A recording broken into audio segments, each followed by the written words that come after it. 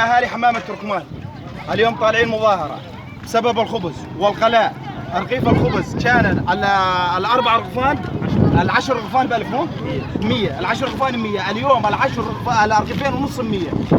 نطالب المجلس المحلي، نطالب الحكومه التركيه، نطالب كل من يهم الامر. والشغله هذه طالت، واليوم وباشر وبعد باشر احنا كنا على قنوات وكنا مظاهره وما عاد نفرق الا الفرن يرجع مضبوط، المواد الغذائيه مضبوط، كله كامل يرجع مضبوط.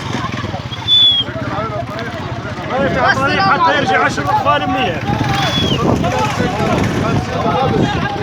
طريق الرجل ممنوع، هذا تركيا ممنوع، بوابه تركيا مسكره.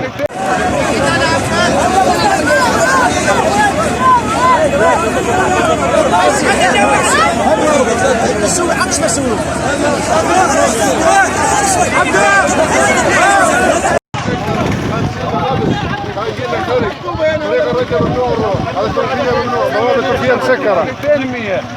المساعدات الانسانيه هذا على اساس مساعدات. هذا مو للبيع، مو للبيع، هذا مو للبيع، هذا وين المساعدات؟ وين المساعدات؟ وين هذا؟ وين مساعدات من الشعب التركي للشعب السوري؟